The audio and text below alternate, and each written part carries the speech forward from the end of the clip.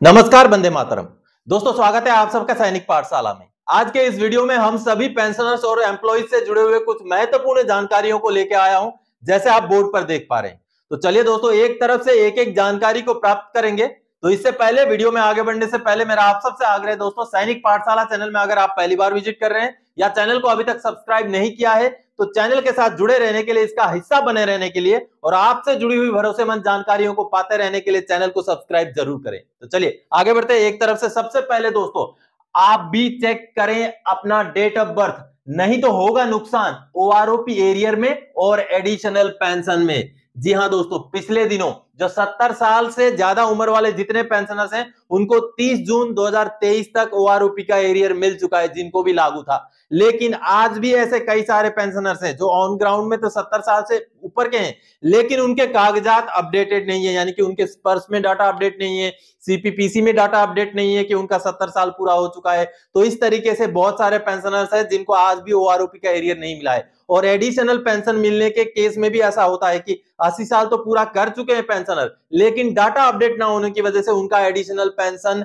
शुरू नहीं होता है। तो आज मैं पीसीडीए का लेटर के हवाले से बकायदा आपको समझाऊंगा दोस्तों कि किस तरीके से आपने कार्रवाई करना है, ताकि आपको आपका ड्यू, आपको आपका अधिकार समय से मिल सके। तो चलिए मैं आपको लेटर के साथ समझाता हूं, उसको देखते हैं। अब दोस्तों, ये जो पीसीडीए का लेटर आप देख पा रहे हैं, जो कि पेंशनर को एड्रेस किया गया है। अब ये लेटर एक जीता जागता एग्जाम्पल है कि अगर आपका डेट ऑफ बर्थ आपका रिकॉर्ड में या आपका स्पर्श का डाटा में, आपका पीपीओ का डाटा में अगर गलत अपडेटेड है, तो आपको क्या नुकसान हो सकता है। अब देखिए, ये जब पेंशनर को जब पता चला कि उनका डेट ऑफ बर्थ गलत अपडेटेड है, तो उन्होंने सीपी ग्राम्स में ग्रीवेंस डाला। ये देखिए, सीपी ग्राम्स का ग्रीवेंस का रेफरेंस दे करके पीसीडीए ने पेंशनर को ये रिप्लाई दिया अभी कि with reference to grievance cited under reference as per data sheet available in SPARSH portal, your date of birth that is 2 October 1932 has been updated.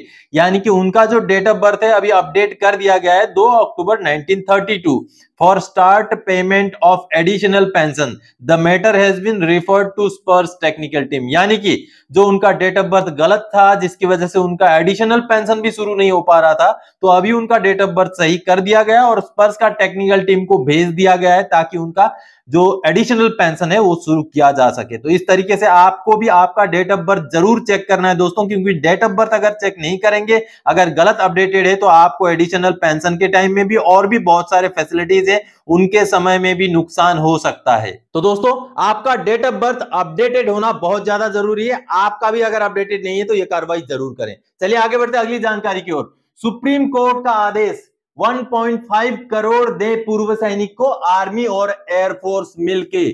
जी हां दोस्तों, माननीय सुप्रीम कोर्ट का एक बड़ा आदेश आया है, जिसमें एक जो पूर्व सैनिक हो चुके हैं, अभी तो 2016 में वो रिटायर हो चुके हैं, जब वो 2001 में ओपी पराक्रम में थे तो उनको चोट लगी थी, तो उनका इलाज हुआ था, और 2002 में उनका जब ऑपरेशन हुआ था फील्ड हॉस्पिटल में, तो उनको दूषित खून चढ़ाने की वजह से उनको एड्स हो गया, और बाद में जाकर 2014 में ये बात पता चली। तो उसके बाद फिर 2016 में उनको जो है फौज से बाहर कर दिया गया मेडिकल कैटेगरी में। तो उसके बाद उन्होंने केस किया, कई सारे ट्रिब्यूनल में केस किया, उनको सेटिस्फाइड जो है जजमेंट नहीं मिला। लेकिन अब जब माननीय सुप्रीम कोर्ट में वो गए, तो माननीय कोर्ट ने बिल्कुल साफ लहजों में 1.54 करोड़ यानी कि 1,54,00,000 रुपए पेंशनर को देने के लिए आर्मी और एयरफोर्स को आदेश सुना दिया। चलिए रिपोर्ट देख। अब ये जो जानकारी आपके सामने है दोस्तों, जो कि इंडिया टुडे द्वारा दी गई है, और ये आज की जानकारी है, बिल्कुल लेटेस्ट जानकारी है, जिसमें माननीय सुप्रीम कोर्ट का एक ऑर्डर का हवाला दिया गया है। देखिए, सुप्रीम कोर्ट गिव्स रुपीज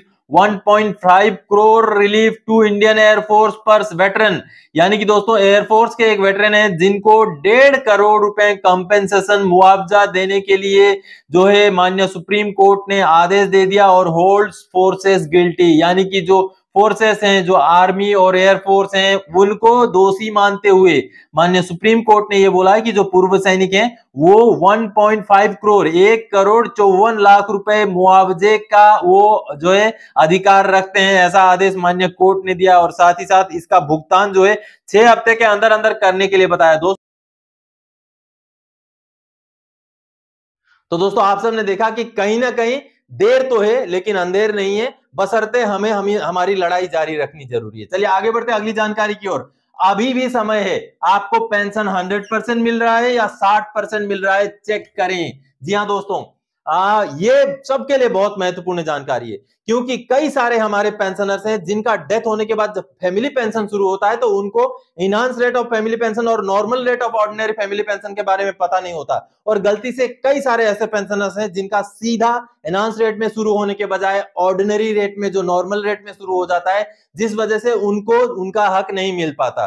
तो इस तरीके से अब जब सैनिक पाठशाला ने ये मुहिम चलाई है कि आपको आपका हक मिले, तो उसके बाद कई सारे पेंशनर्स जागे। पिछले दिनों भी मैंने आपको दिखाया था, 2 पेंशनर्स को, किसी को 75,000, किसी को लाखों तक भी एरियर मिला है enhance rate of family pension के बदौलत। तो आज मैं आपको पीसीडीए के द्वारा जारी किए गए एक लेटर के हवाले से इसी विषय के ऊपर एक जानकारी देने जा रहा हूं। तो चलिए उस लेटर को देखते हैं, इस जानकारी को प्राप्त करते हैं। अब ये जो लेटर आप देख पा रहे हैं दोस्तों, जो कि पीसीडीए ने सीपीपीसी को भेजा है, यानी कि स्पर्श की तरफ से बैंक को गया हुआ मैसेज है, ये लेटर है। अब दोस्तों ये जो लेटर महत्वपूर्ण इसलिए है क्योंकि इस तरीके के बहुत सारे पेंशनर हैं जो इसी तरीके का खामियाजा, इसी तरीके का नुकसान का सामना कर रहे हैं, लेकिन जानकारी ना होने की वजह से वो कुछ कार्रवाई भी नहीं करते और नुकसान झेलते रहते हैं। अब ये जो जानकारी है, जैसे मैंने आपको बताया दोस्तों, ये जानकारी है enhance rate of family pension से जुड़ा हुआ। अगर आपको enhance rate of family pension कभी भी लागू था, उस समय में आपको नहीं मिला, तो आपको चेक करना है और इस तरीके से कार्रवाई करनी है। अब ये जो पेंशनर है, इन्होंने भी सीपी ग्राम्स में ग्रीवेंस डाला, जिसके चलते अब पीसीडीए ने बैंक को क्या लिखा है, देखिए बैंक को यह लिखा है कि जो पेंशनर कह रहे हैं कि उनको जो एनहांस रेट में फैमिली पेंशन मिलना था 2006 से लेकर के 2013 तक, यानी कि 7 साल तक, तो उनको वो नहीं मिला है। अब जो सीपीपीसी को स्पर्श द्वारा या पीसीडीए द्वारा ये पूछा गया है कि ये देखिए कि आप the reason for non payment of enhance rate of family pension from 2006, यानी कि 2006 से 2013 तक जो enhance rate of family pension payment किया जाना था, वो आपने पेमेंट नहीं किया, क्यों पेमेंट नहीं किया, उसका रीजन बताएं। उसके बाद आगे नॉन पेमेंट सर्टिफिकेट, आपने जो पेमेंट नहीं किया उसका नॉन पेमेंट सर्टिफिकेट हमें भेजें।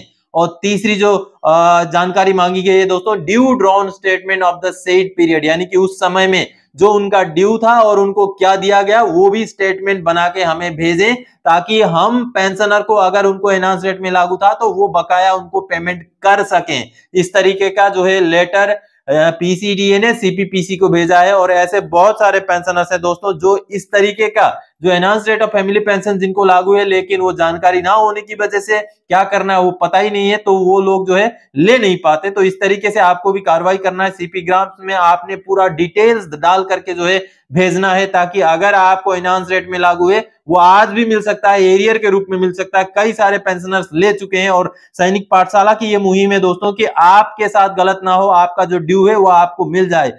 तो आप सबने देखा दोस्तों कि आपको भी जागने की जरूरत है, और कभी भी आपको पता चले कि नहीं मुझे तो एनहांस रेट में मिलना चाहिए था, मुझे नॉर्मल रेट में मिला उस समय में, तो आप सीपी ग्राम्स में ग्रीवेंस जरूर डालें और आपका जो हक है, आपका जो एंटाइटलमेंट है, आपका जो पैसा है वो लेके ही छोड़ें। चलिए आगे बढ़ते हैं अगली जानकारी की ओर। सितंबर महीने का पेंशन आज से आना शुरू, आज जो 27 सितंबर है और आज से ही आना शुरू हो गया है, और 29 सितंबर को भी मिलेगा स्पर्श बैंक। दोस्तों अब आपको मैं कुछ मैसेजेस दिखाता हूं। ये जो मैसेज आप देख पा रहे हैं, सर 27 सितंबर को पेंशन जमा होगी, मैसेज आया है महाराष्ट्र से हूं। तो आप समझ गए होंगे, पिछले दिनों भी ये आदेश जारी कर दिए गए थे कि गणपति उत्सव के चलते जो महाराष्ट्र के पेंशनर्स हैं उनको 27 सितंबर को पेंशन दिया जाए। आप देखिए, सर मैं महाराष्ट्र से हूं, मुझे आज स्पर्श से मैसेज आया, सितंबर का पेंशन 27 सितंबर को क्रेडिट होगी करके। यानी कि जितने भी महाराष्ट्र के पेंशनर्स हैं उनको 27 सितंबर को पेंशन मिल जाएगा, और एम्प्लॉइज भी हैं तो उनको पेमेंट भी 27 सितंबर को मिल जाएगा। लेकिन जो बाकी पेंशनर्स हैं, आप देखिए ये जो मैसेज आप देख पा रहे हैं, अब पेंशनर को ये मैसेज मिला है कि 29 सितंबर को आपको 30,931 रुपए आपका पेंशन मिलेगा। आगे और एक मैसेज है 29 सितंबर का ही उनको भी मैसेज आया स्पर्श की तरफ से कि 33,985 रुपए उनको जो है पेंशन मिलेगा 29 सितंबर को। तो दोस्तों ये हुआ कैसे, पिछले महीने में जब पेंशन स्पर्श की तरफ से डिले हो गया, इवन कई पेंशनर्स का 5-6 सितंबर तक भी डिले हो गया, तो ऐसे में अब स्पर्श में शायद इस तरीके की गाइडलाइन दी गई है कि आपको लास्ट महीने के लास्ट डेट तक वेट करने की जरूरत नहीं है, पहले ही जारी कर दें, ताकि जिनका अगर मान लीजिए किसी का अटक भी जाता है तो वो जाकर के लास्ट तक उनको मिल जाए। तो इस वजह से पिछले महीने की किरकिरी की वजह से शायद स्पर्श ने इस महीना 29 सितंबर को ही पेंशन जारी करने का फैसला किया है। चलिए, बहरहाल ये अच्छी बात है, अच्छा डिसीजन है कि एक दो दिन पहले भी अगर पेंशनर्स को उनका पेंशन मिल जाए तो उनको गुजर बसर करने में काफी आसानी होती है, क्योंकि महीने के एंड में हाथों में पैसा बचता ही नहीं है कि नहीं। चलिए आगे बढ़ते हैं अगली जानकारी की ओर। दोस्तों, सर 4% डीए की घोषणा कब होगी? अब मैंने पिछले वीडियो में यह बात बताया था कि 4% डीए की घोषणा जो है सितंबर के एंड में हो जाएगी। अब ये जो मैसेज आप देख पा रहे हैं जिसमें पेंशनर ने मुझे लिखा है, सर जी आपने बताया था कि डीए की घोषणा सितंबर में होगी, अभी तक नहीं हुई है, क्या अभी होगी या नहीं? कितना परसेंट बढ़ेगा सर बताइएगा। यानी कि दोस्तों 4% तो बढ़ेगा, क्योंकि एआईसीपीआई के आंकड़े सीधे सीधे बोलते हैं कि 4% की ही बढ़ोतरी होगी। लेकिन और सरकार का भी यही नियम है कि जो भी एआईसीपीआई के आंकड़े उसी हिसाब से बढ़ाया जाता है। लेकिन कब होगी? क्योंकि सितंबर के आखिरी समय में भी अगर डिक्लेरेशन नहीं होता है तो जो दशहरा है, दशहरा से पहले पहले पेंशनर्स या एम्प्लॉइज को डीए का एरियर नहीं मिल पाएगा। नवंबर में दीपावली है, तो उससे पहले पहले अगर डीए डीआर का एरियर देना है तो सरकार को सितंबर के आखिरी हफ्ते में, यानी कि इसी हफ्ते के अंदर अंदर डिक्लेरेशन करना पड़ेगा। तो खूब संभव है दोस्तों कि इसी हफ्ते के अंदर अंदर 4% डीए की घोषणा हो जाए, या तो फिर अगर बाई चांस नहीं होती तो अक्टूबर के फर्स्ट वीक तक तो हो ही जाना है हमारा डीए डीआर का बढ़ोतरी का घोषणा। तो दोस्तों आज के इस वीडियो में इन्हीं जानकारी के साथ आया था। आगे और कोई जानकारी दायक आपसे सरोकार रखने वाला विषय लेकर मैं फिर से हाजिर हो जाऊंगा। तब तक के लिए जय हिंद दोस्तों।